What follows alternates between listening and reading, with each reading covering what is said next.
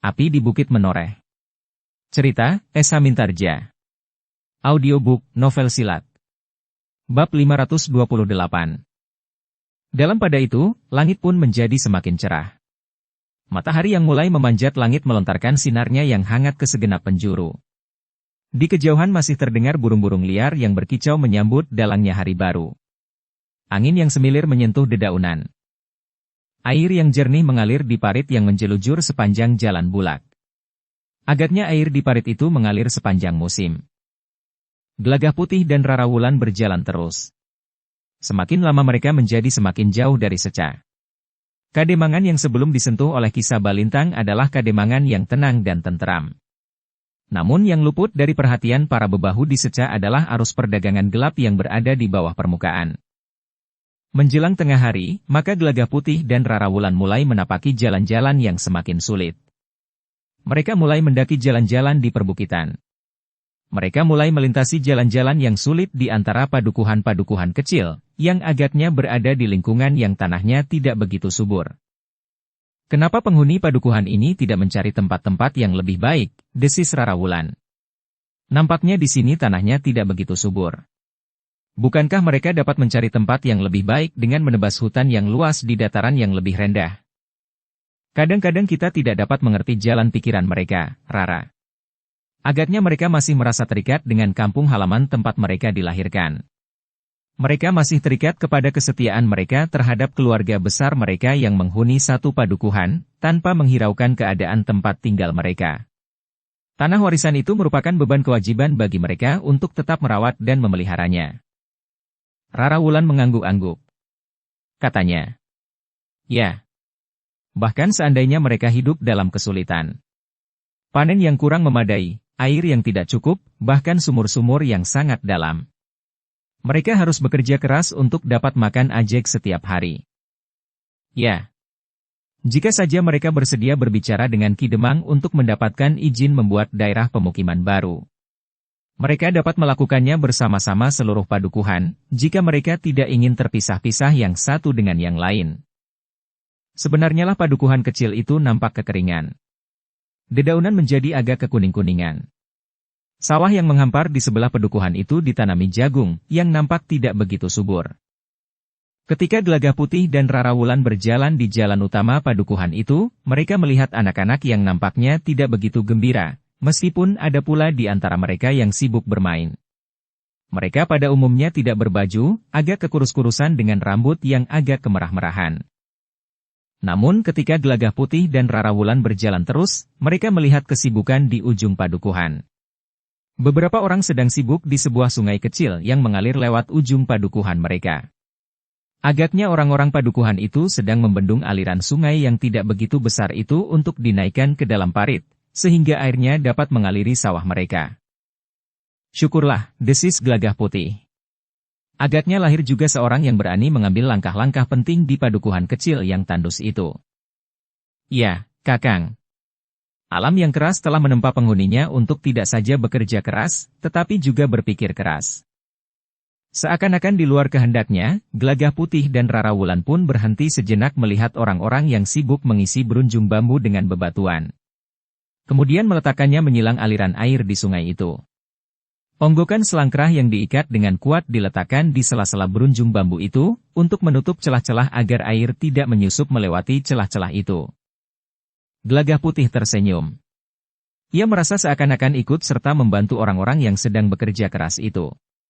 Namun kemudian keduanya pun meninggalkan orang-orang padukuhan yang membuat bendungan di ujung padukuhan, dekat jalan ulama yang membujur menusuk bulak panjang yang kering.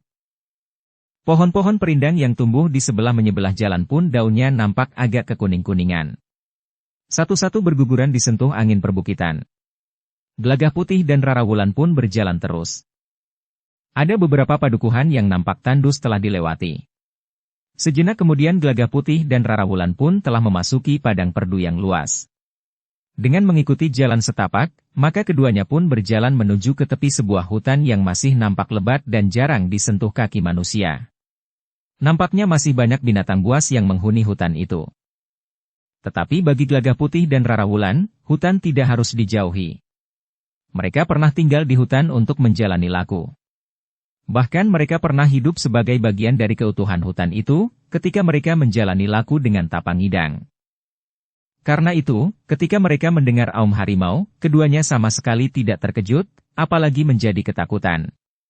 Mereka tahu bahwa jika dalam keadaan yang khusus, harimau itu tidak akan menyerangnya, meskipun mereka mencium bau manusia.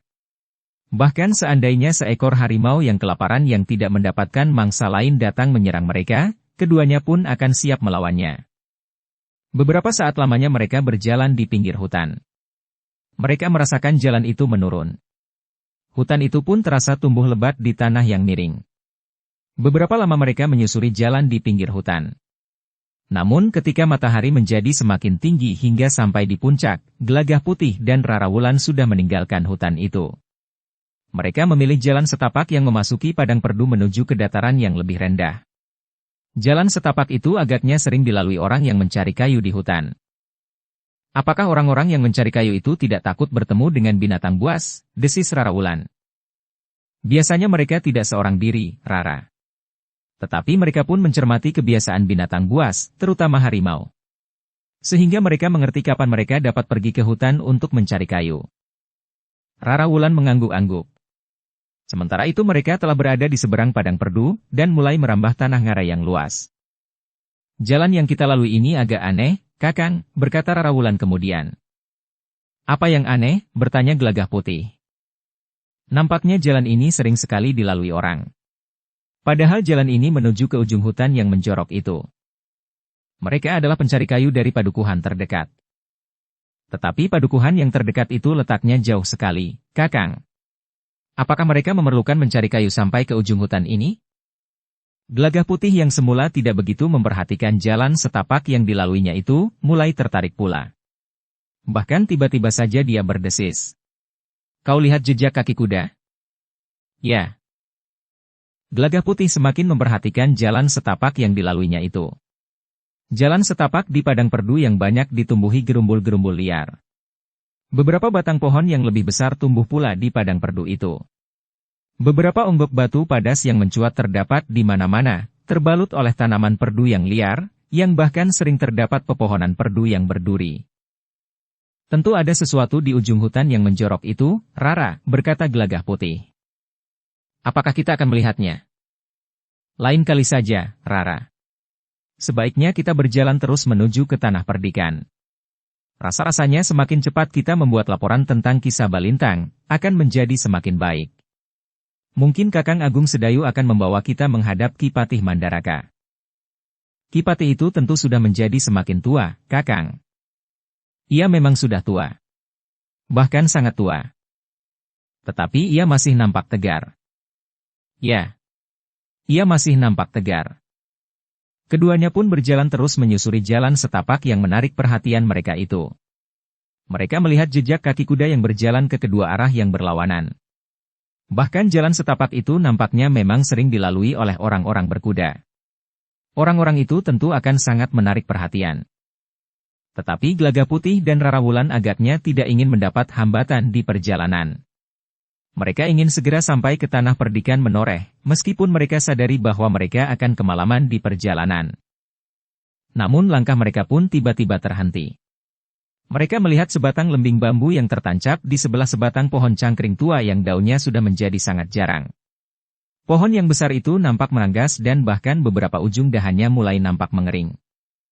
Lembing itu, Kakang, desis Rarawulan. Gelagah Putih yang juga sudah melihat lembing itu melangkah mendekatinya, tetapi ia tidak menyentuhnya. Satu pertanda, Rara. Rarawulan mengangguk.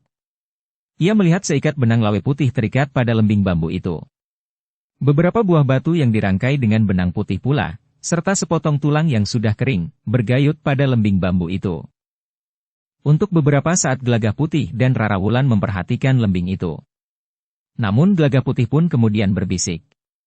Ada beberapa orang bersembunyi di balik gerumbul di sekeliling kita, Rara. Ya, sahut Rarawulan. Tentu mereka yang telah memasang lembing ini. Jika kita tidak menyentuhnya, agaknya kita pun tidak akan diganggu. Rarawulan mengangguk-angguk. Meskipun demikian, keduanya pun telah mempersiapkan diri menghadapi segala kemungkinan. Tetapi seperti yang dikatakan oleh Gelagah Putih, karena mereka tidak menyentuh dan tidak mengganggu lembing itu, maka mereka pun tidak diganggu pula. Agaknya lembing ini merupakan satu pertanda, bahwa daerah ini merupakan daerah kekuasaan sebuah gerombolan. Entah gerombolan apa yang agaknya menghuni ujung hutan yang menjorok itu. Rara Wulan mengangguk. Marilah, kita tinggalkan tempat ini, Rara. Kita tidak berkepentingan dengan mereka. Rara Wulan tidak menjawab. Namun ia pun beranjak dari tempatnya berdiri. Keduanya pun kemudian melintas padang perdu itu mengikuti jalan setapak, tetapi yang sudah sering dilalui para penunggang kuda. Ternyata keduanya memang tidak diganggu oleh orang-orang yang bersembunyi di balik gerumbul-gerumbul perdu yang liar itu. Orang-orang yang bersembunyi di balik gerumbul-gerumbul perdu itu membiarkan saja Gelagah Putih dan Rara Wulan lewat. Ternyata tidak hanya ada satu lembing yang ditancapkan sepanjang padang perdu itu. Selain lembing yang ditemuinya di sebelah sebatang pohon cangkring tua itu, Gelagah Putih dan Rara Wulan masih menjumpai beberapa batang lembing lagi yang menancap di sebelah-menyebelah jalan setapak itu. Agaknya daerah itu benar-benar telah dikuasai oleh sebuah gerombolan yang kokoh. Jangan-jangan daerah ini adalah alas kekuasaan Ki Panji Kukuh, desis Rara Wulan. Terlalu jauh dari Seca, Rara. Tidak. Baru setengah hari perjalanan. Mungkin mereka telah membangun landasan baru yang lebih dekat. Nampaknya watak gerombolan ini agak lain. Gerombolan ini tentu gerombolan yang lebih keras dan lebih kasar dari gerombolan Ki Panji Kukuh. Tetapi itu bukan berarti bahwa kemampuan gerombolan ini lebih tinggi dari kemampuan gerombolan Ki Panji Kukuh. Rara Wulan mengangguk sambil menjawab. Ya. Menilik benda-benda yang mereka kaitkan pada lembing-lembing mereka itu, gerombolan ini adalah gerombolan yang keras.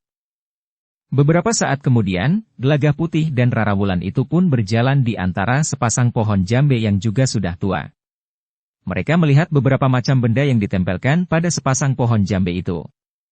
Bahkan pedang yang sudah karatan, bebatuan dan berbagai macam akar, tulang-tulang yang sudah kering. Dan yang telah membuat tengkuk Rara Wulan meremang, di sepasang pohon jambe itu bergantung pula masing-masing tengkorak manusia yang sudah kering pula. Kakang, desis Rara Wulan. Agaknya sepasang pohon jambe ini merupakan gapura dari pintu gerbang keluar dan masuk lingkungan gerombolan itu. Jika benar, maka kita sekarang sudah berada di luar lingkungan mereka, Rara. Ya, Kakang. Tetapi apakah mereka pasti tak akan mengganggu kita setelah kita berada di luar daerah kekuasaan mereka di padang perdu ini? Mudah-mudahan, Rara. Tetapi kita tidak boleh menjadi lengah. Jika saja tiba-tiba mereka menyerang, maka kita harus mempertahankan diri. Aku tidak akan berbaik hati terhadap gerombolan yang telah menggantungkan sepasang tengkorak manusia di pintu gerbangnya. Aku siap melontarkan Aji Namaskara pada seranganku yang pertama. Apalagi jika jumlah mereka cukup banyak. Namun Gelagah Putih pun berdesis. Agaknya kita sudah menjadi semakin jauh dan orang-orang yang mengendap-endap mengamati kita itu. Ya. Agaknya memang demikian. Sebenarnya lah bahwa mereka telah berada di luar pengamatan sebuah gerombolan yang terhitung garang yang bersarang di ujung hutan itu. Mereka telah membersihkan ujung hutan yang menjorok dari gerumbul-gerumbul perdu yang liar, dan mendirikan gubuk-gubuk di antara pepohonan raksasa di ujung hutan itu. Dalam pada itu, maka Gelagah Putih pun berkata, Rara, menurut dugaanku, tanah ngarai ini adalah tanah yang memungkinkan untuk digarap menjadi sawah dan ladang. Tetapi agaknya gerombolan perampok itulah yang menakut-nakuti orang yang berniat menggarap tanah ngarai ini, sehingga menjadi padang ilalang dan gerumbul-gerumbul perdu yang lebat, dengan 1-2 pohon-pohon yang besar dan tua. Rasa-rasanya aku telah menginjak pematang, Kakang. Bekas pematang, maksudmu? Ya. Tanah ngarai ini agaknya pernah menjadi tanah garapan. Tetapi entah karena apa, maka tanah ini telah ditinggalkan. Gelagah Putih dan Rara Wulan pun kemudian mulai memperhatikan tanah di sebelah-menyebelah jalan sempit yang mereka lalui. Seperti yang dikatakan oleh Rara Wulan yang berjalan di luar jalur jalan sempit itu, mereka memang mendapatkan jalur tanah yang agaknya bekas pematang sawah. Ya. Tanah ini pernah menjadi tanah garapan, berkata Gelagah Putih. Tetapi tanah ini sudah lama ditinggalkan. Tetapi pohon-pohon besar itu tentu sudah ada pada saat tanah ini menjadi tanah garapan. Rara Wulan mengangguk-angguk. Namun beberapa ratus patok di hadapan mereka, nampak tanah garapan yang luas terbentang sampai ke cakrawala. Beberapa padukuhan nampak di kejauhan, bagaikan pulau-pulau kecil yang berada di tengah lautan yang tenang. Ada beberapa kemungkinan, kenapa tanah ini tidak lagi digarap Rara. Rara Wulan tidak menyahut. Mungkin karena keberadaan gerombolan yang jahat, sehingga para petani menjadi ketakutan. Tetapi mungkin para petani tidak mempunyai cukup tenaga yang menggarap sawah yang demikian luas. Ya, Kakang, sahut Rara Wulan sambil memandangi tanah yang sedemikian luasnya. Keduanya pun kemudian menuruni sebuah tebing yang rendah, dan memasuki jalan yang sedikit lebih lebar dari jalan yang baru saja dilaluinya. Kita pergi ke padukuhan yang nampak itu, Rara. Rara Wulan mengangguk-angguk. Sementara itu, panas matahari pun terasa semakin menyengat. Namun ketika mereka mulai memasuki tanah persawahan, maka di sebelah-menyebelah jalan terdapat pohon-pohon perindang. Ternyata penghuni padukuhan yang memiliki sawah yang luas itu menanami tanggul parit di sepanjang jalan yang panjang itu dengan pohon turi. Pohon yang berbunga putih, yang merupakan jenis sayuran yang banyak digemari. Semakin dekat dengan padukuhan di hadapan mereka, maka Gelagah Putih dan Rara Wulan melihat semakin jelas bahwa padukuhan di hadapan mereka adalah sebuah padukuhan yang besar. Sebuah padukuhan yang memanjang, yang dilingkari dengan dinding padukuhan yang cukup tinggi. Agaknya padukuhan itu telah melindungi dirinya dari para penjahat yang tinggal di hutan itu, desis Gelagah Putih. Ya. Ternyata dengan dinding padukuhan yang tinggi. Mungkin memang terdapat permusuhan antara orang-orang padukuhan itu dengan gerombolan yang tinggal di ujung hutan itu. Gelagah Putih mengangguk-angguk. Dengan nada datar ia pun kemudian berkata, "Kita akan melewati padukuhan itu, Rara. Kita akan dapat melihat keadaan di padukuhan yang berdinding tinggi itu." Rara Wulan mengangguk, ia memang ingin melihat apa yang terdapat dalam padukuhan yang berdinding tinggi itu. Beberapa saat kemudian, maka mereka berdua telah berada di jalan yang lebih besar lagi, langsung menuju ke pintu gerbang padukuhan yang sudah menjadi semakin dekat. Sementara itu, panas matahari terasa semakin menyengat. Namun pohon turi yang tumbuh berjajar di pinggir jalan itu telah banyak memberikan perlindungan kepada Gelagah Putih dan Rara Wulan. Pada saat matahari sedikit melewati puncaknya, maka mereka berdua pun telah sampai ke pintu gerbang padukuhan itu. Ternyata pintu gerbang padukuhan itu terbuka lebar, meskipun nampaknya pintu itu sengaja dibuat demikian kokohnya. Sehingga kesan yang menyentuh jantung Gelagah Putih dan Rara Wulan, padukuhan itu memang sengaja melindungi dirinya sebaik-baiknya. Namun Gelagah Putih dan Rara Wulan belum tahu, padukuhan itu melindungi diri dari siapa? Mungkin dari para penjahat di ujung hutan. Tetapi mungkin ada ancaman lain yang membuat seisi padukuhan itu harus berhati-hati. Ketika Gelagah Putih dan Rara Wulan memasuki padukuhan yang besar itu, maka yang dilihatnya adalah jalan utama yang cukup lebar. Dinding halaman yang tertata rapi. Halaman rumah yang pada umumnya cukup luas dan bersih. Ketika Gelagah Putih dan Rara Wulan masuk semakin dalam, dilihatnya beberapa orang remaja yang berjalan menggiring kambing dan domba. Di lambung mereka tergantung pedang. Pedang, desis Rara Wulan. Bukan sekedar alat untuk mencari rumput. Tetapi benar-benar pedang. Gelagah Putih mengangguk-angguk. Katanya, "Ya. Setiap remaja di padukuhan ini telah mempersenjatai dirinya sendiri dengan pedang. Apa yang telah menyebabkan mereka harus bersenjata? Mungkin ada ancaman dari luar padukuhan ini. Sehingga setiap orang, termasuk remajanya, harus bersenjata. Mungkin sekali. Agaknya penjahat di sudut hutan itu. Sebenarnya lah setiap laki-laki di padukuhan itu membawa senjata apapun juga. Ada yang membawa pedang, tongkat besi, tombak pendek atau apa saja. Tetapi kebanyakan di antara mereka membawa pedang di lambungnya. Selain membawa senjata, agaknya penghuni padukuhan itu juga selalu berhati-hati terhadap orang yang dianggapnya asing." Gelagah Putih dan Rara Wulan merasa bahwa beberapa pasang mata selalu memandanginya. Dari balik pintu-pintu regol halaman, atau mereka yang berpapasan di jalan utama padukuhan itu. Bahkan dua orang anak muda yang berpapasan, dengan tidak segan-segan lagi berhenti dan memperhatikan Gelagah Putih dan Rara Wulan. "Rasa-rasanya kita menjadi tontonan di sini, Kakang." "Bukan tontonan. Tetapi kita menjadi sosok yang nampaknya sangat dicurigai." Tentu ada persoalan yang gawat yang terjadi di padukuhan ini. Tetapi persoalan itu tentu sudah makan waktu yang lama dan agaknya masih belum terselesaikan. Dinding padukuhan itu tentu tidak baru kemarin sore didirikan. Menilik wujudnya, dinding itu tentu sudah agak lama dibuatnya. Ya, Kakang. Rara Wulan pun menjadi semakin mendekati Gelagah Putih sambil berdesis. Kita benar-benar menjadi perhatian orang banyak di padukuhan ini. Sebelum Gelagah Putih menjawab, mereka melihat dua orang anak muda yang muncul dari regol halaman. Ternyata regol itu adalah regol banjar padukuhan yang besar itu. Banjar padukuhan itu adalah banjar yang terhitung luas. Bangunannya termasuk bangunan yang bagus. Bahkan tiang regolnya terbuat dari kayu berukir dan disungging lembut. Apalagi tiang-tiang pendapa banjar itu. Sebuah bangunan joglo yang terhitung besar dan luas. Gelagah Putih dan Rara Wulan berhenti ketika kedua orang anak muda dengan isyarat telah menghentikan mereka. Siapakah Kisanak berdua? Bertanya salah seorang dari kedua orang anak muda itu. Gelagah Putih termangu-mangu sejenak. Namun kemudian ia pun menjawab. Kami adalah pengembara, Kisanak. Kami mengembara dari satu tempat ke tempat yang lain. Kademangan manakah yang Kisanak singgah yang terakhir, sebelum Kisanak sampai ke padukuhan kami? Kami berada di Seca, Kisanak. Apakah kalian terlibat dalam bentrokan berdarah yang terjadi di Seca? Gelagah Putih dan Rara Wulan saling berpandangan sejenak. Ternyata berita tentang gejolak yang terjadi di Seca begitu cepatnya telah sampai ke telinga penghuni padukuhan itu. Tidak, Kisanak. Bahkan kami tidak tahu bahwa di Seca telah terjadi pertumpahan darah. Bahkan menurut penglihatan kami, Seca adalah satu kademangan yang tenang, aman dan terasa damai. Itu yang nampak di permukaan.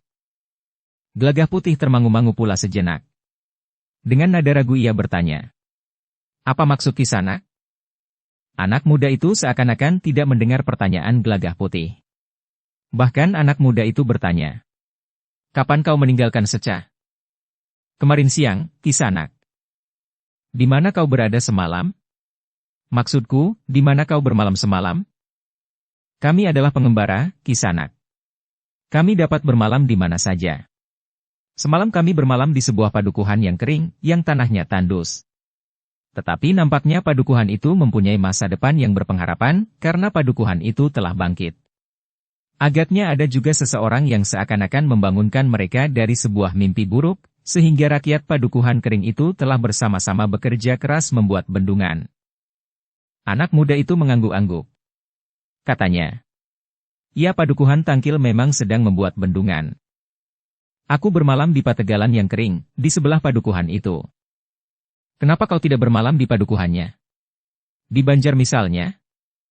Gelagah Putih mulai mencari-cari jawab. Katanya. Aku bertemu dengan seseorang yang sedang berada di pategalannya. Kami berdua menemaninya tidur di gubuknya. Kenapa orang itu tidur di gubuknya di pategalan? Apakah ada tanaman yang perlu ditungguinya? Tidak, Kisanak. Orang itu tidak menunggui tanaman apapun. Tetapi menurut orang itu, ia sedang bertengkar dengan istrinya, sehingga malam itu ia lebih senang tidur di pategalan. Anak muda itu mengerutkan dahinya namun kemudian ia berdesis. Edan. Gelagah Putih dan Rara Wulan berdiri termangu-mangu. Mereka menjadi agak tegang, apakah kata-kata Gelagah Putih itu dipercaya atau tidak? Namun tiba-tiba saja anak muda yang seorang lagi bertanya. Sebelum sampai ke padukuhan ini, kalian berada di mana? Gelagah Putih pun menjawab, betapapun jantungnya terasa berdebar. Kisanak, justru itulah yang ingin kami tanyakan. Kami berjalan menyusur jalan di sebelah hutan, turun ke ngarai. Ketika kami menyeberangi padang perdu yang cukup luas itu, kami melihat beberapa batang lembing yang tertancap di tanah. Bahkan kami berdua melewati sepasang pohon jambe yang mengerikan. Kenapa mengerikan? Ada beberapa macam benda terikat bergayutan di sepasang pohon jambe tua itu. Yang mengerikan, di pohon jambe itu juga bergantungan dua buah tengkorak manusia yang sudah kering. Kalian lewati padang perdu itu? Ya. Beruntunglah kalian, bahwa kalian masih sempat melihat padukuhan ini. Kenapa? Bertanya Gelagah Putih. Kalian tidak menyentuh apapun yang ada di padang perdu itu? Maksudku, lembing dan pohon jambe, serta benda-benda yang bergayut pada lembing serta pohon jambe itu? Tidak, kami hanya lewat. Itu pun agak tergesa-gesa. Namun yang seorang lagi tiba-tiba saja bertanya pula. Kalau semalam kau bermalam di Tangkil, kenapa baru sekarang kau sampai di sini? Dengan serta-merta pula Gelagah Putih menjawab. Kami terlambat bangun. Akhirnya kami diminta singgah ke rumah orang yang sedang bertengkar dengan istrinya itu. Ternyata istrinya baik dan menghidangkan makan dan minum bagi kami berdua, sementara laki-laki yang bermalam di Pategalan itu pergi ke sungai, ikut membuat bendungan. Agaknya jawaban-jawaban Gelagah Putih cukup meyakinkan.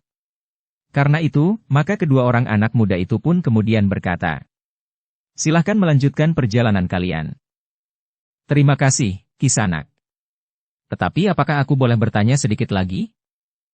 Bertanya apa? Apakah setiap orang lewat juga mendapat pertanyaan-pertanyaan seperti pertanyaan kalian kepada kami berdua? Jika orang itu mencurigakan, maka kami tentu akan bertanya sebagaimana kami tanyakan kepada Kisanak. Terima kasih. Kami minta diri. Silahkan, Kisanak. Tetapi kalian harus menyadari bahwa kalian berdua termasuk orang-orang yang mencurigakan. Kalian berjalan berdua di teriknya panas matahari. Tetapi kalian seakan-akan berjalan di terang bulan. Kalian melihat-lihat setiap regol halaman, memperhatikan setiap rumah, dan bahkan anak-anak kami yang akan keluar menggembalakan kambing. Memang ada yang menarik perhatian kami, Kisanak. Apa? Aku melihat semua orang laki-laki di padukuhan ini bersenjata apa saja, seolah-olah padukuhan ini sedang dalam suasana perang. Bahkan anak-anak remaja yang menggembalakan kambing itu pun membawa senjata pula di lambungnya. Bukankah itu sangat menarik perhatian bagi para pengembara? Kedua orang anak muda itu saling berpandangan. Namun kemudian seorang di antara mereka menjawab. Tidak. Tidak ada hubungan apa-apa antara senjata yang dibawa oleh setiap laki-laki di sini dengan perang. Kami tidak sedang berperang dengan siapa-siapa. Senjata bagi laki-laki di padukuhan ini merupakan kelengkapan pakaian mereka. Hanya sekedar kelengkapan. Ya. Apakah ada ancaman dari mereka yang memasang pertanda di padang perdu itu, sehingga padukuhan ini harus membuat dinding yang tinggi, serta setiap laki-laki harus membawa senjata? Tidak, kau dengar, bentak seorang di antara kedua orang anak muda itu. Sudah aku katakan, senjata adalah sekedar kelengkapan pakaian bagi kami. Laki-laki yang tidak membawa senjata, menurut adat di padukuhan ini dianggap pengecut. Sekali lagi aku katakan, kami tidak sedang berperang dengan siapa-siapa. Maaf, Kisanak, sahut Gelagah Putih. Sebenarnya lah aku menjadi ketakutan. Apalagi istriku ini. Itulah sebabnya maka kami berjalan dengan ragu-ragu di jalan utama padukuhan ini. Dalam ketakutan, kami memperhatikan setiap regol halaman, karena kami mengira bahwa tiba-tiba saja kami akan mendapat perlakuan yang kurang baik. Jika kau terlalu banyak berbicara, maka kalian berdua justru akan mendapat perlakuan yang tidak baik. Jika kalian berdua tidak segera pergi, maka mungkin sekali kalian akan benar-benar kami tangkap. Baik, baik. Kami minta diri, Kisanak. Gelagah Putih dan Rarawulan itu pun segera meninggalkan kedua orang anak muda yang menjadi marah itu. Agaknya pertanyaan-pertanyaan Gelagah Putih telah menyinggung perasaan mereka. Ternyata padukuhan itu memang sebuah padukuhan yang panjang. Gelagah Putih dan Rarawulan memerlukan waktu beberapa lama untuk mencapai ujung jalan utama yang lain. Beberapa saat kemudian, maka Gelagah Putih dan Rarawulan pun telah berada di luar pintu gerbang padukuhan di ujung yang lain itu. Namun di sepanjang jalan utama, keduanya memang merasakan bahwa orang-orang padukuhan itu yang melihat mereka berdua nampak menjadi curiga. Bahkan beberapa orang anak muda sengaja berdiri di pinggir jalan memperhatikan Gelagah Putih dan Rarawulan lewat tetapi mereka sama sekali tidak mengganggu. Bahkan mereka bergeser melekat dinding halaman ketika Gelagah Putih dan Rarawulan berjalan di depan mereka. Selamat siang, Kisanak. Gelagah Putih pun memberikan salam kepada anak-anak muda itu. Ternyata ada di antara anak-anak muda itu yang menyahut. Selamat siang. Tentu sesuatu telah terjadi di padukuhan itu, desis Rarawulan. Suasananya terasa tegang. Semua orang rasa-rasanya siap untuk bertempur. Agaknya ada hubungannya dengan pertanda yang pernah kita lihat di padang perdu itu, meskipun mereka mengatakan tidak. Ya. Agaknya memang demikian. Agaknya padukuhan ini telah bermusuhan dengan penghuni ujung hutan itu untuk waktu yang lama. Jika permusuhan itu tidak kunjung berakhir, maka tatanan kehidupan di padukuhan itu pun akan selalu dibayangi oleh kecemasan. Setiap saat orang-orang di ujung hutan itu dapat datang menyerang. Bahkan mungkin mereka dapat berbuat jahat terhadap orang-orang yang sedang berada di sawah atau perempuan yang pergi ke pasar. Jika permusuhan itu sudah berlangsung lama, maka penghuni padukuhan itu pun tentu sudah dapat menyesuaikan diri. Tetapi anak-anak dan remaja yang tumbuh dalam suasana yang tegang itu akan dapat terpengaruh.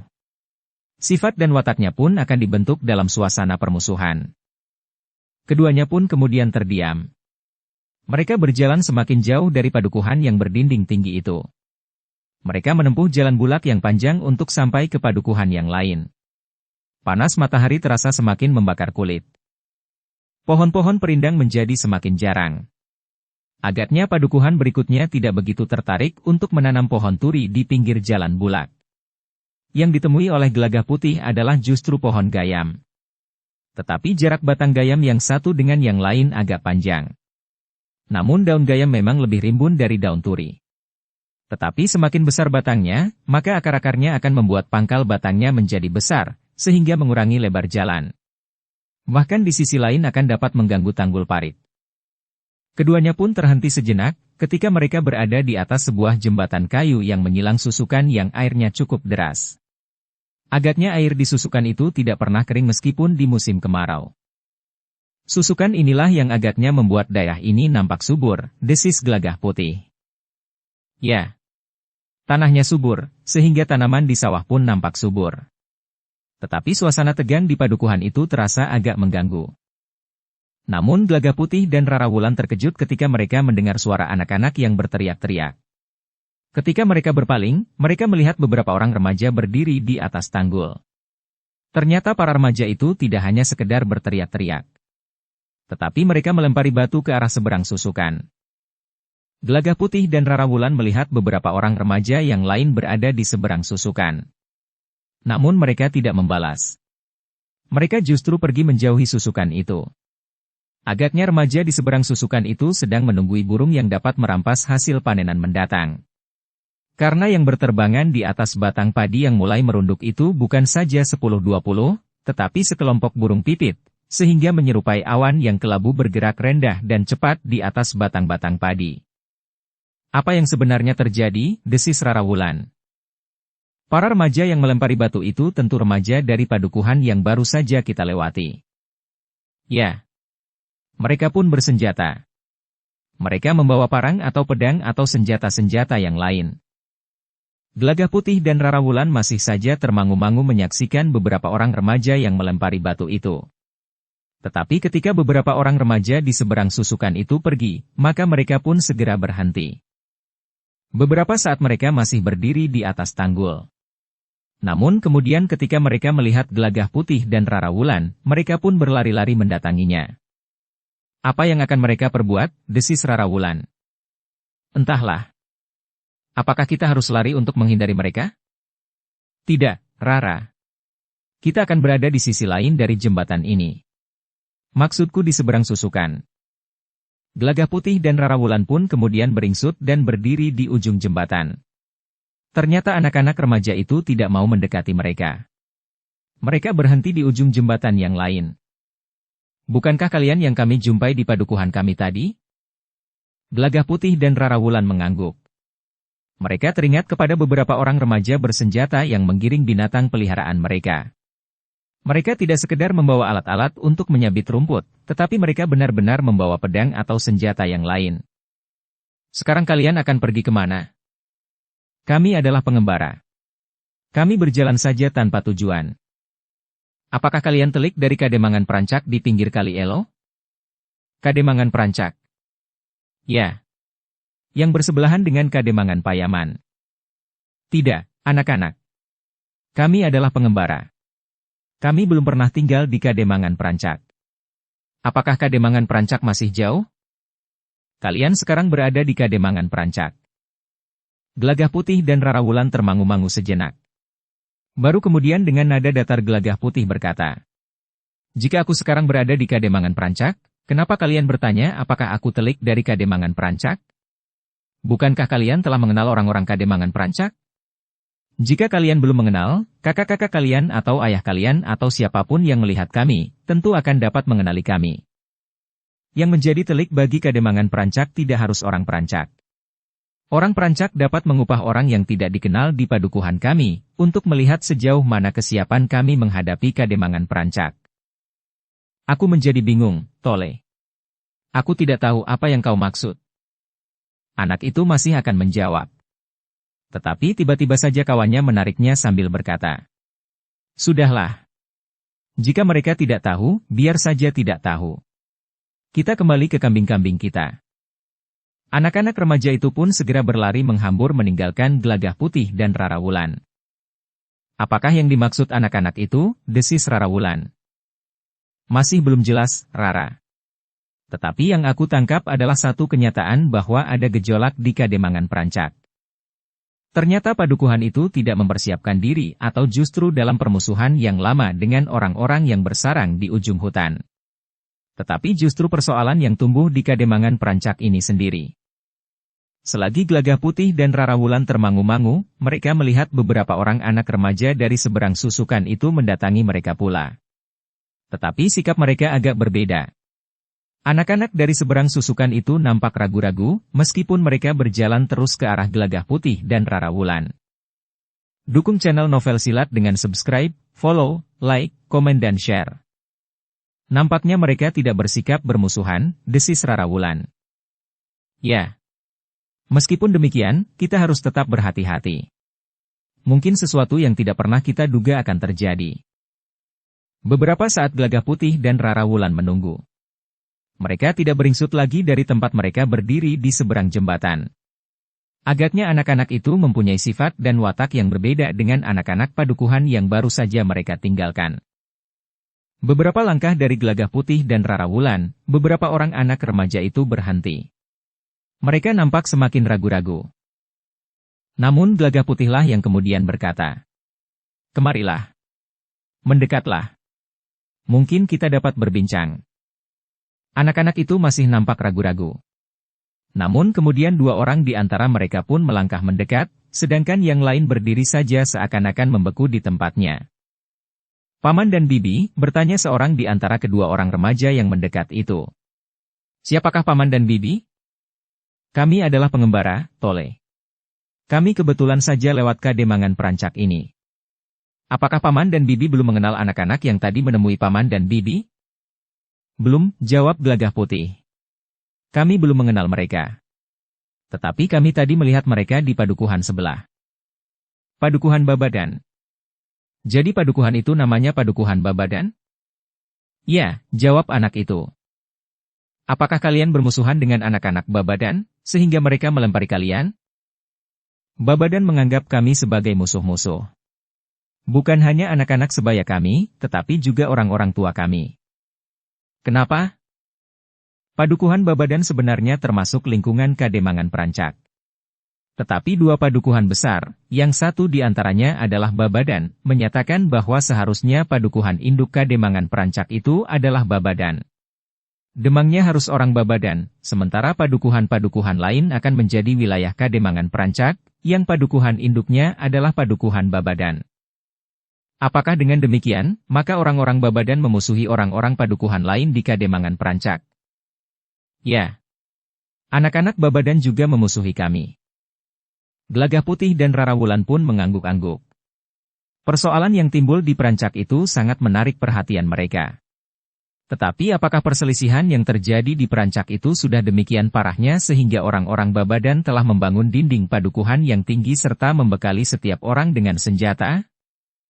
Gelagah Putih dan Rara Wulan terkejut ketika seorang di antara kedua orang remaja itu bertanya, "Apakah Paman dan Bibi akan singgah di padukuhan kami?" "Di mana padukuhanmu?" "Kami tinggal di padukuhan itu, Padukuhan Karanglor." Gelagah Putih dan Rara Wulan memandang ke arah remaja itu menunjuk. Sebuah padukuhan di seberang bulak. Nampaknya juga sebuah padukuhan yang besar, sebesar Padukuhan Babadan. Namun agaknya gaya hidup orang Karanglor berbeda dengan gaya hidup orang Babadan, meskipun sebenarnya keduanya termasuk satu Kademangan. Jika kami singgah di padukuhanmu, apakah kami tidak dicurigai sebagaimana kami berada di Babadan? Seandainya demikian, bukankah Paman dan Bibi dapat menjelaskan siapakah Paman dan Bibi sebenarnya? Bukankah Paman dan Bibi dapat mengatakan bahwa Paman dan Bibi adalah seorang pengembara? Gelagah Putih dan Rarawulan termangu-mangu sejenak. Jika keberadaan mereka di padukuhan Karanglor justru menimbulkan persoalan, maka persoalan itu akan dapat menghambat perjalanan mereka. Namun seorang di antara kedua orang remaja yang mendekatinya itu berkata sambil menepuk bahu kawannya. Anak ini adalah anak bebahu padukuhan Karanglor. Ayahnya seorang kebayan. Gelagah Putih dan Rarawulan mengangguk-angguk. Bagaimana pendapatmu, Rara? Bertanya Gelagah Putih. Agaknya tidak ada salahnya jika kita singgah di Karanglor. Tetapi tentu tidak terlalu lama. Gelagah Putih mengangguk-angguk. Lalu katanya kepada kedua orang anak yang menemuinya, sementara kawan-kawannya memandangi dari kejauhan. Apakah kalian akan pulang? Kami menunggui burung di sawah. Burung pipit itu mencuri padi-padi kami. Namun kawannya itu berkata, aku akan mengantarkan Paman dan Bibi, jika Paman dan Bibi akan singgah di Karanglor. Gelagah Putih dan Rarawulan tersenyum. Dengan nada berat Gelagah Putih pun berkata, baiklah. Aku akan singgah di rumahmu. Remaja itu pun mengajak seorang kawannya yang lain untuk menemaninya pergi ke padukuhan. Remaja itu adalah anak yang disebut ayahnya seorang kebayan. Sambil berjalan menuju ke padukuhan, Rarawulan pun bertanya, apakah kalian sering berkelahi dengan anak-anak Babadan? Tidak, Bibi, jawab anak Ki Kebayan itu. Tetapi setiap kali kami bertemu, mereka tentu melempari batu. Agaknya jika ada seorang di antara kami yang berani pergi ke seberang susukan, maka mereka benar-benar akan memukuli kami. Apakah susukan ini merupakan batas antara Karanglor dengan Babadan? Ya. Sekarang menjadi batas antara dua padukuhan yang memisahkan diri dari Kademangan Perancak dengan padukuhan-padukuhan yang lain, sampai susukan ini keluar dari Kademangan Perancak dan mengairi sawah di daerah Payaman. Sedangkan susukan ini sendiri? Semua pihak menghormati susukan ini, karena susukan ini mengairi kademangan-kademangan lain pula. Gelagah Putih dan Rarawulan mengangguk-angguk. Sementara mereka berjalan terus bersama dua orang remaja, menuju ke padukuhan yang sudah berada tidak jauh di hadapan mereka. Padukuhan kalian ternyata juga termasuk padukuhan yang besar, sebagaimana padukuhan Perancak, berkata Gelagah Putih kemudian. Iya, Paman. Padukuhan kami hampir sama besar dengan padukuhan Perancak. Bagaimana dengan jumlah penghuninya? Manakah yang lebih banyak? Anak itu menggeleng sambil menjawab. Entahlah, Paman. Aku tidak tahu. Gelagah Putih tidak bertanya lagi. Sementara itu mereka sudah berada tidak jauh lagi dari gerbang padukuhan. Namun dinding padukuhan Karanglor itu tidak dibuat setinggi dinding padukuhan Perancak. Apakah orang-orang Karanglor lebih garang dari orang-orang Perancak? Apakah justru orang-orang dari Karanglor lah yang sering mendatangi orang-orang Perancak? Bertanya Gelagah Putih di dalam hatinya. Dalam pada itu, Gelagah Putih dan Rarawulan bersama kedua orang remaja itu telah memasuki padukuhan Karanglor. Demikian mereka masuk, maka mereka pun merasakan perbedaan suasana dengan padukuhan Perancak. Rasa-rasanya tidak ada ketegangan di padukuhan Karanglor. Anak-anak bermain-main di jalan-jalan padukuhan dengan riuhnya. Para remajanya, bahkan anak-anak mudanya, tidak membawa senjata di lambungnya.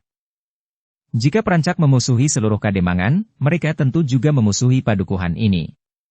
Tetapi kenapa di padukuhan ini sama sekali tidak nampak nafas permusuhan itu, sehingga padukuhan Karanglor ini nampaknya tetap tenang-tenang saja? Tetapi Gelagah Putih dan Rarawulan menyadari bahwa mereka tidak akan mendapat jawaban yang memuaskan jika mereka bertanya kepada remaja yang mengantar mereka itu. Karena itu, Gelagah Putih menyimpan pertanyaannya sehingga ia dapat bertemu dengan Ki Kebayan, ayah remaja yang mengantarkannya itu.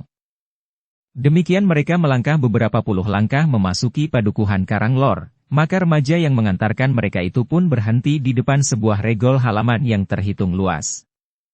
Ini rumahku, Paman, berkata seorang di antara kedua remaja itu. Oh, Gelagah Putih mengangguk-angguk, apakah ayahmu ada di rumah? Ketika aku berangkat ke sawah, ayah ada di rumah. Mungkin sekarang pun ayah masih ada di rumah. Sebelum Gelagah Putih menyahut, anak itu pun telah berlari memasuki halaman rumahnya, langsung masuk lewat pintu seketheng. Anak yang seorang lagi itu pun berkata, "Silahkan masuk, Paman dan Bibi." Gelagah Putih dan Rara Wulan tersenyum. Ternyata unggah-ungguh anak itu pun cukup baik.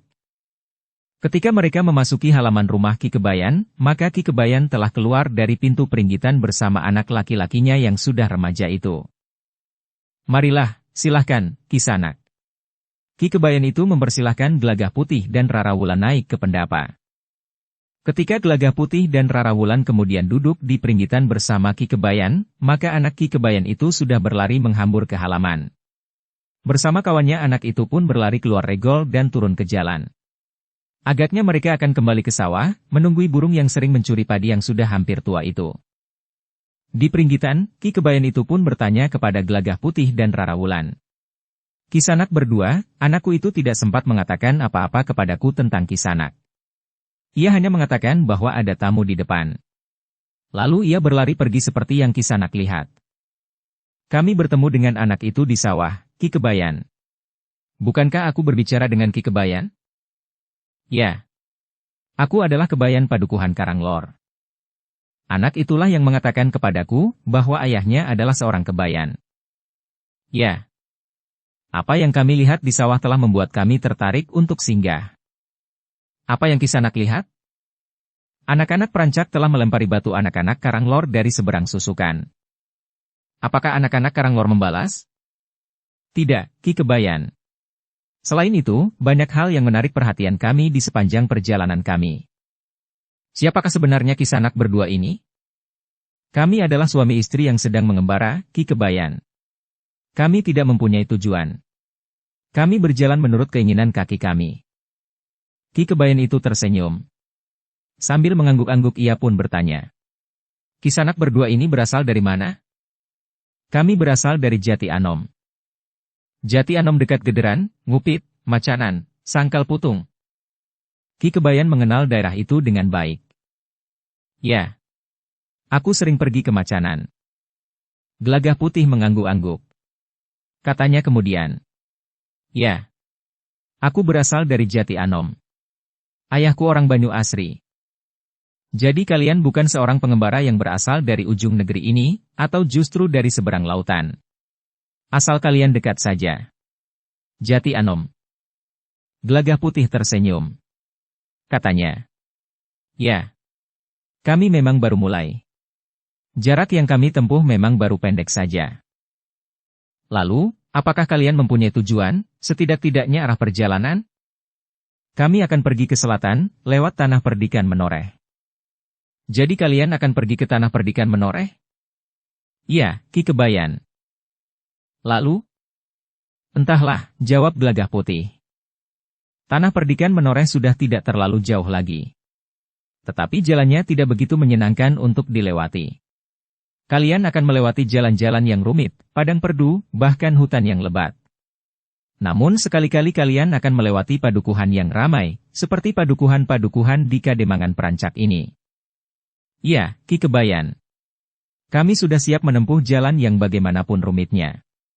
Namun daerah yang rumit itu justru tidak banyak menarik perhatian. Daerah yang sulit itu tidak akan banyak menimbulkan pertanyaan-pertanyaan, kecuali mungkin keluhan karena kami harus mengerahkan banyak tenaga." "Apa maksudmu, Kisanak?" "Ki Kebayan. Seperti sudah aku katakan, aku menjadi heran melihat hubungan antara padukuhan Karanglor dengan padukuhan Babadan di seberang susukan." Ki Kebayan menarik nafas panjang.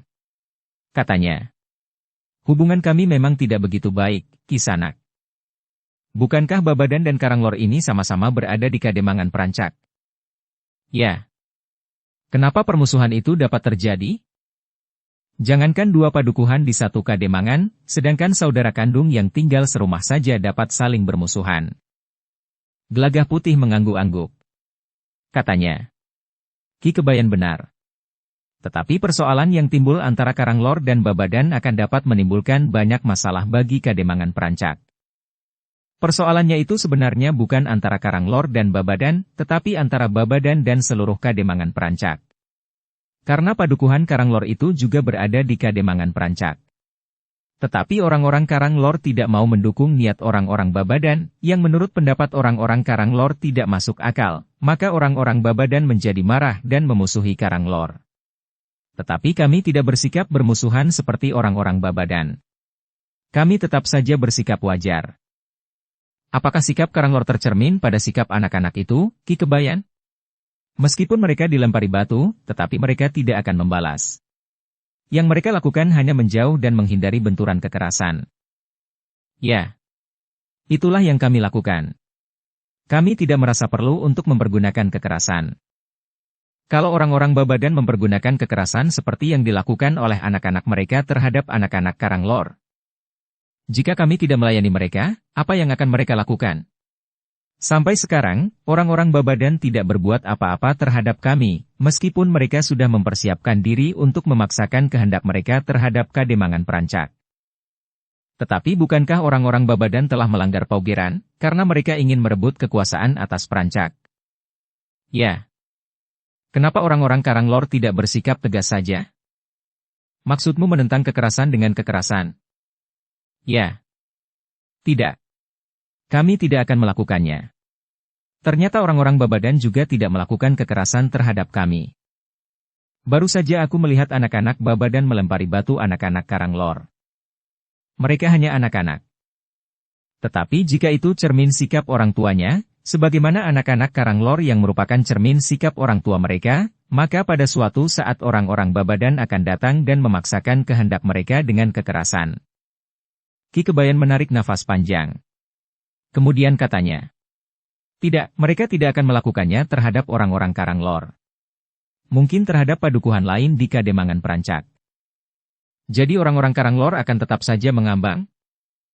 Sudahlah, Kisanak. Kalian bukan apa-apa di sini. Kalian bukan orang Karanglor. Bahkan kalian bukan orang Kademangan Perancak. Jika kalian ingin pergi ke tanah perdikan menoreh, silahkan. Kalian tidak usah mengurusi kami, orang-orang Karanglor. Bahkan orang-orang Kademangan Perancak. Biarlah kami menentukan sikap kami sendiri sesuai dengan kehendak kami. Gelagah Putih menarik nafas panjang. Katanya, baiklah, Ki Kebayan. Aku minta maaf. Sebenarnya lah kami hanya ingin tahu apa yang telah bergejolak di padukuhan ini. Ki Kebayan itu menarik nafas panjang. Katanya, itu akan lebih baik bagimu, Kisanak. Selamat jalan. Gelagah Putih dan Rarawulan saling berpandangan sejenak. Mereka merasa bahwa Ki Kebayan itu menginginkan mereka berdua segera pergi. Gelagah Putih dan Rarawulan pun segera turun dari pendapa. Sekali lagi mereka minta diri untuk melanjutkan perjalanan mereka ke tanah perdikan menoreh. Namun mereka tertegun ketika mereka melihat 4 orang berkuda memasuki halaman rumah itu tanpa turun dari kudanya. Tiba-tiba saja wajah Ki Kebayan menjadi pucat. Di luar sadarnya ia pun berdesis. Ki Jagabaya Babadan. Gelagah Putih dan Rarawulan mendengar desis Ki Kebayan itu. Karena itu, maka mereka pun menjadi berdebar-debar pula. Yang datang itu adalah Ki Kebayan Babadan. Menilik wujudnya, Ki Kebayan Babadan adalah seorang yang seram. Wajahnya yang keras menunjukkan kekerasan hatinya pula. Kumisnya yang melintang di bawah hidungnya. Matanya yang tajam seperti mata burung hantu. Ki Kebayan, suara Ki Jagabaya Babadan itu bagaikan menggetarkan halaman rumah Ki Kebayan. Kau sembunyikan telik sandi dari Perancak ini? Siapakah yang kau tuduh sebagai telik sandi dari Perancak? Kedua orang ini. Kedua orang laki-laki dan perempuan ini. Bagaimana mungkin aku menyembunyikan mereka? Ia ada di sini sekarang, di hadapanmu. Kalau aku tidak segera datang, maka kedua orang ini tentu tidak akan aku ketemukan. Kenapa kau menuduh mereka telik sandi dari Perancak, sedangkan mereka adalah orang-orang yang tidak aku kenal? Karena itu, maka untuk apa aku menyembunyikan orang yang tidak aku kenal? Jika saja Karanglor bersikap seperti padukuhan-padukuhan lain, maka aku akan membunuhmu. Tetapi Karanglor bersikap lain, maka aku akan membiarkan kau hidup.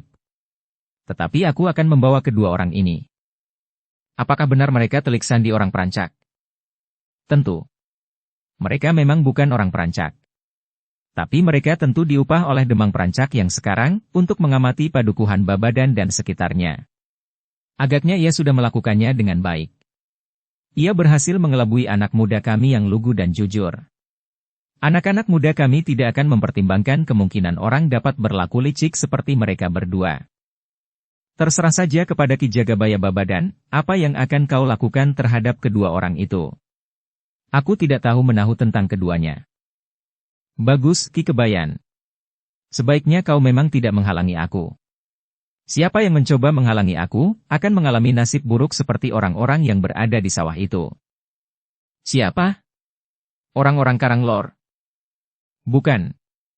Bukan orang-orang Karanglor. Mereka adalah orang-orang Wijil.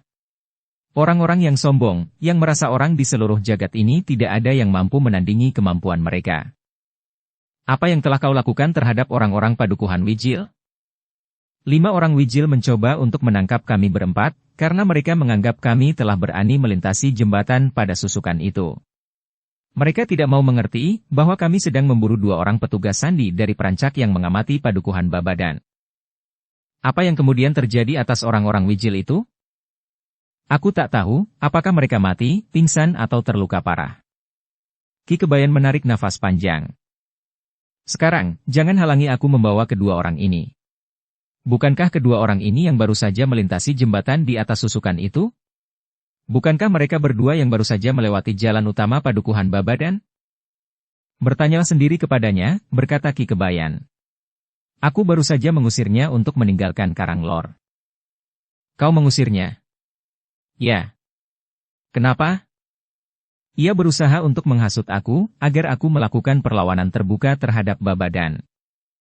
Nah, bukankah tuduhan kami benar, bahwa keduanya adalah petugas sandi dari perancak, yang bukan saja harus mengamati padukuhan Babadan, tetapi juga menghasut permusuhan? Mungkin kau benar. Baiklah, Ki Kebayan. Aku akan membawa keduanya. Jika keduanya berbuat macam-macam di jalan, kami akan bertindak tegas. Nyawa keduanya memang tidak berharga bagi kami. Terserah kepada kalian. Ki Jagabaya Babadan itu pun kemudian berkata kepada Gelagah Putih dan Rara Wulan. Ikut kami. Jangan membantah. Tetapi kami tidak merasa melakukan pengamatan di Babadan. Kami bukan telik sandi dari perancak. Kami baru sekali ini menginjakkan kaki di kademangan perancak. Jangan banyak bicara. Ikut kami, atau kami harus melakukan kekerasan terhadap kalian berdua. Ketika Rara Wulan memandang Gelagah Putih untuk minta pertimbangan, ia melihat Gelagah Putih mengangguk kecil. Karena itu, maka Rara Wulan pun tidak berbuat apa-apa, selain mengikuti Gelagah Putih sambil berpegang lengannya. Ki Jagabaya dari Babadan itu pun kemudian membentak. Ayo jalan. Kita pergi ke Babadan. Gelagah Putih tidak melawan. Ia pun berjalan ke regol halaman. Rara Wulan masih saja berpegangan lengan suaminya. Kami tidak bersalah, Kisanak, berkata Gelagah Putih sambil turun ke jalan di depan rumah Ki Kebayan. Diam, bentak Ki Jagabaya dari Babadan. Kami tidak pernah memaafkan orang-orang yang telah menjual dirinya menjadi telik sandi di Babadan. Apakah sebelum kami, Ki Jagabaya sudah pernah menangkap orang yang menjadi telik sandi di Babadan? Jangan pura-pura tidak tahu. Kami telah menghukum mati 5 orang yang telah diupah oleh orang-orang perancak untuk menjadi telik sandi di Babadan. Gelagah Putih menarik nafas panjang. Ternyata sudah ada korban yang jatuh karena tuduhan itu. Gelagah Putih dan Rara Wulan pun kemudian berjalan sepanjang jalan utama padukuhan Karanglor menuju ke pintu gerbang. Beberapa orang sempat menyaksikannya dari balik pintu regol halaman mereka masing-masing yang sedikit terbuka. Mereka telah terjerumus ke dalam nasib buruk, desis orang-orang Karanglor yang sempat melihat keduanya digiring oleh 4 orang berkuda. Orang-orang berkuda yang menggiring Gelagah Putih dan Rara Wulan itu pun telah membentak-bentak mereka pula, agar mereka berjalan lebih cepat. Beberapa saat kemudian, mereka telah berada di Bulak Panjang. Gelagah Putih dan Rara Wulan menjadi berdebar-debar ketika mereka melihat beberapa orang laki-laki berada di Bulak Panjang itu. Mereka ternyata sedang mengerumuni beberapa sosok tubuh yang terbaring di pinggir jalan. Agaknya orang-orang itulah yang dikatakan oleh Ki Jagabaya Babadan. 5 orang dari padukuhan Wijil yang mencoba menangkap Ki Jagabaya serta ketiga orang yang berkuda bersamanya itu. Namun ketika mereka melihat 4 orang berkuda yang menggiring Gelagah Putih dan Rara Wulan, maka orang-orang itu pun menyibak. Jangan berbuat bodoh, berkata Ki Jagabaya Babadan. Jika kalian menghalangi aku, maka nasib kalian akan sama seperti kelima orang kawanmu yang dungu itu. Orang-orang yang berdiri di pinggir jalan sebelah-menyebelah itu termangu-mangu sejenak. Namun seorang di antara mereka berkata, "Kau tidak dapat menakut-nakuti kami. Kalian harus mempertanggungjawabkan perbuatan kalian. Apa yang akan kalian lakukan?" "Menangkap kalian berempat." Keempat orang berkuda itu tertawa. Katanya, "Kalian berani mencoba menangkap kami berempat? Apakah kulit kalian sudah berlapis besi baja? Bukankah kalian tahu bahwa Jagabaya Babadan adalah seorang yang tidak terkalahkan? Padahal aku sekarang berada di sini bersama 3 orang kawanku." "Sejak kapan kau menjadi Jagabaya Babadan?" jawab orang yang berdiri di pinggir jalan itu. "Pertanyaan yang bodoh. Aku adalah Jagabaya Babadan. Ki Bekel Babadan sudah mengakui kedudukanku. Sebentar lagi aku akan menjadi Jagabaya Kademangan Babadan. Semua padukuhan di Kademangan Perancak sekarang harus mengakui kepemimpinan Demang yang baru, yang berkedudukan di Babadan." "Omong kosong," sahut orang yang berdiri di pinggir jalan. "Kau kira kami tidak tahu siapakah kalian? Kalian bahkan bukan orang Babadan, bukan pula orang Perancak." Ki Jagabaya Babadan itu tertawa. Ketiga orang kawannya pun tertawa pula. Gelagah Putih dan Rara Wulan mulai mengenali persoalannya sedikit demi sedikit. Jika orang yang disebut Ki Jagabaya itu bukan orang Babadan, maka mereka pun segera menghubungkan jejak kaki kuda yang berada di jalan setapak, di padang perdu yang menghubungkan Babadan dengan daerah yang dikuasai oleh sekelompok orang-orang yang bersarang di ujung hutan, yang tentu bukan orang baik-baik. Tetapi Gelagah Putih dan Rara Wulan belum dapat mengambil kesimpulan apapun juga. Dalam pada itu, Ki Jagabaya Babadan itu pun berkata, "Minggir. Aku sedang membawa 2 orang tawanan, karena mereka adalah telik sandi yang telah kalian upah untuk mengamati keadaan di Babadan. Mereka harus mendapat hukuman yang setimpal. Tetapi jika kalian mencoba untuk melindunginya, maka kalian akan mengalami nasib buruk seperti kawan-kawanmu itu." "Kau mencoba menakut-nakuti kami?" "Bukan sekedar menakut-nakuti. Kau sudah melihat akibat perbuatan kawan-kawanmu itu.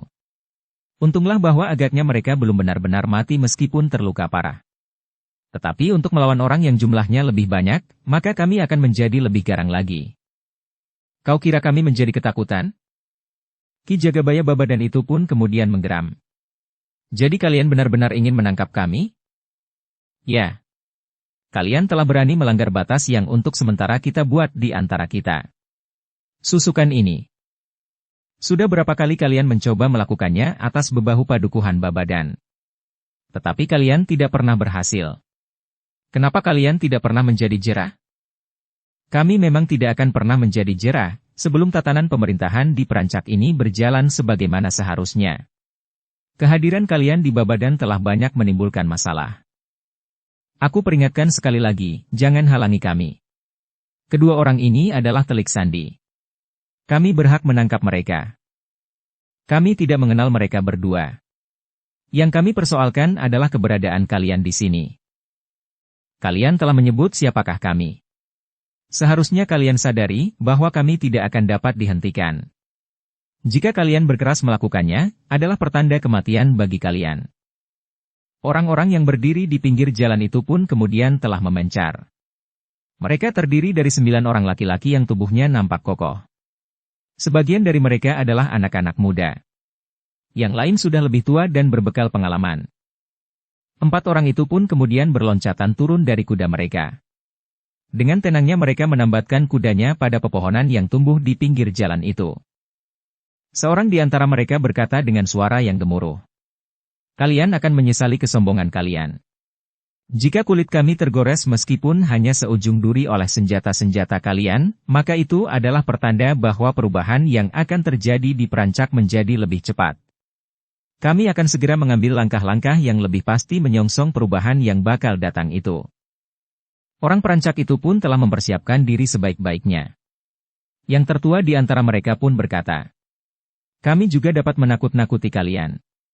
Meskipun kami tahu siapakah kalian sebenarnya, tetapi kami sudah bertekad untuk menangkap kalian dan membawa kalian menghadap Ki Demang di Perancak. Kalian dan semua bebahu Babadan, terutama kawan-kawan kalian, akan segera diadili, karena kalian telah mengacaukan tatanan kehidupan di Perancak." Ki Jagabaya Babadan itu tertawa. Katanya, "Baik, baik. Marilah kita selesaikan persoalan kita dengan cara terbaik." Ki Jagabaya itu pun kemudian berkata kepada Gelagah Putih dan Rara Wulan, "Kalian berdiri saja di pinggir jalan. Jangan mencoba-coba berbuat sesuatu yang tidak kami kehendaki. Jangan mencoba berpihak dan jangan mencoba melarikan diri. Jika kalian mencobanya juga, maka nasib kalian akan menjadi lebih buruk dari orang-orang perancak ini." Gelagah Putih dan Rara Wulan tidak menjawab. Tetapi mereka bergeser dan berdiri di atas tanggul parit di pinggir jalan. Rara Wulan masih saja berpegangan lengan Gelagah Putih. Orang-orang perancak itu memandangi mereka dengan kerut di dahi. Tetapi mereka tidak sempat bertanya tentang diri mereka. Mereka pun tidak tahu kenapa orang-orang yang mengaku bebahu padukuhan Babadan itu menuduh mereka sebagai petugas sandi dari perancak. "Apakah Ki Demang memang mengirimkan mereka?" bertanya orang-orang itu di dalam hatinya. Sementara itu, kedua belah pihak pun telah bersiap. Senjata yang ada di tangan mereka pun mulai bergetar. Keempat orang penunggang kuda yang mengaku orang-orang Babadan itu pun telah menarik senjata mereka pula. Dua orang di antara mereka bersenjata pedang, seorang bersenjata golok dan seorang lagi membawa bindi. Dalam pada itu, 5 orang yang telah terluka parah dan yang telah diangkat menepi oleh tetangga-tetangganya itu tidak dapat berbuat apa-apa. Mereka sudah tidak berdaya.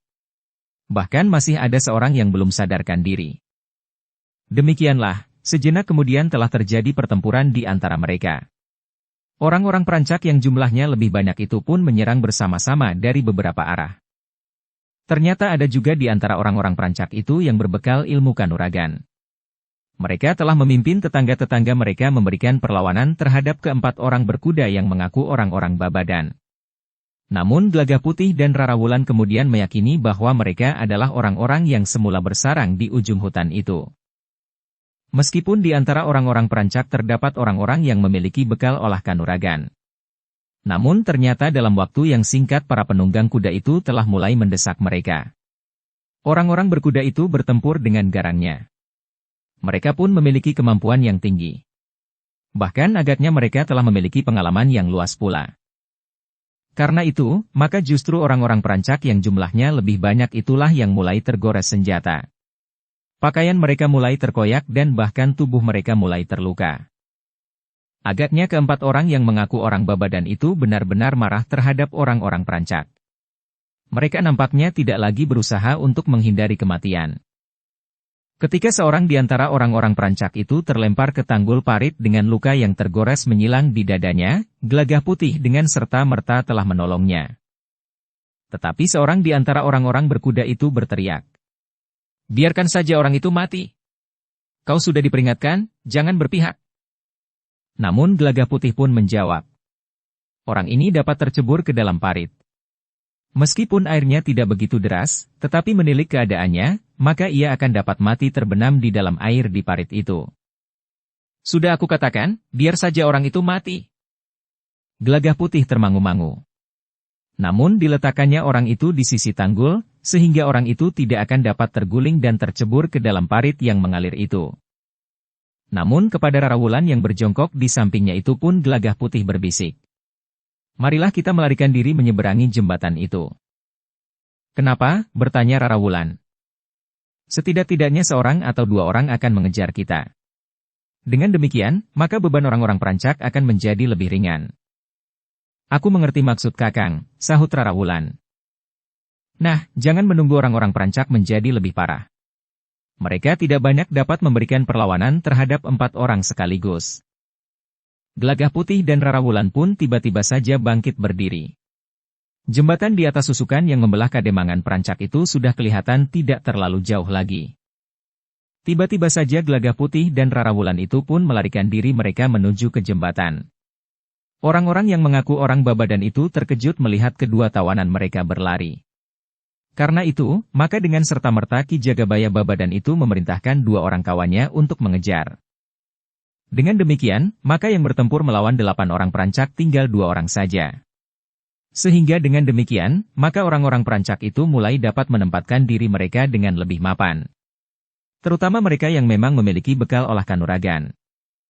Sementara itu, 2 orang yang lain telah mengejar Gelagah Putih dan Rara Wulan. Ternyata perempuan yang selalu berpegangan lengan suaminya itu mampu juga berlari demikian cepatnya. Kedua orang yang mengejar Gelagah Putih dan Rara Wulan itu tidak tahu bahwa keduanya pernah membuat diri mereka hidup seperti seekor kijang. Karena itu, maka kedua orang itu tidak segera berhasil menyusul Gelagah Putih dan Rara Wulan. Namun ketika jarak mereka menjadi semakin jauh, maka Gelagah Putih pun memperingatkan Rara Wulan. Jangan terlalu cepat. Jika mereka yakin tidak akan dapat mengejar kita, maka mereka akan kembali ke arena pertempuran itu. Mereka justru akan menumpahkan kemarahan dan kekecewaan mereka kepada orang-orang perancak. Rara Wulan tersenyum. Katanya, mereka berlari seperti siput. Bukankah mereka berandal-berandal yang bersarang di ujung hutan itu? Agaknya merekalah yang telah dengan sengaja menimbulkan pertentangan di Kademangan perancak. Ya. Tentu mereka yang telah menghasut orang-orang Babadan itu. Gelagah Putih dan Rara Wulan yang memperlambat larinya, melihat kedua orang yang mengejarnya menjadi semakin dekat. Namun mereka berdua berniat menyeberangi jembatan. Baru kemudian mereka akan membiarkan kedua orang yang mengejar mereka itu dapat menyusul. Beberapa saat kemudian, Gelagah Putih dan Rara Wulan pun telah berada di jembatan yang membentang di atas susukan. Namun demikian mereka melewati jembatan, maka tiba-tiba saja beberapa orang remaja yang sebelumnya mereka lihat melempari balu anak-anak Karanglor, telah berdiri di pinggir jalan itu pula. Adalah di luar dugaan bahwa anak-anak remaja itu pun telah melempari Gelagah Putih dan Rara Wulan dengan batu. Kalian tentu petugas sandi dari perancak, teriak anak-anak itu. Gelagah Putih dan Rara Wulan terpaksa berlari terus untuk menghindari lemparan batu dan anak-anak remaja itu. Bagaimana kita harus menghadapi mereka? Bertanya Rara Wulan. Mereka pun mengejar kita beramai-ramai. Kita tunggu kedua orang itu.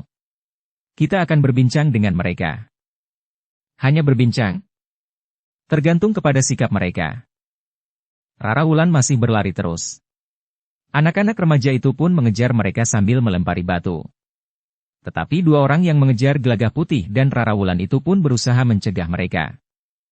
Seorang di antara mereka berteriak. Kalian jangan melempari batu. Biarlah kami menangkap mereka. Kami akan menggantung mereka di pintu gerbang. Baru kalian boleh melempari mereka dengan batu. Anak-anak itu pun berhenti. Sementara itu Gelagah Putih dan Rara Wulan yang sudah menyeberangi jembatan itu pun berlari semakin lambat, sehingga akhirnya kedua orang itu pun dapat menyusul mereka. Seorang di antara kedua orang yang mengejar Gelagah Putih dan Rara Wulan itu pun kemudian berteriak. Berhenti! Berhenti, anak iblis! Bersambung ke bab 529. Dukung kami dengan subscribe, follow, like, komen dan share. Terima kasih.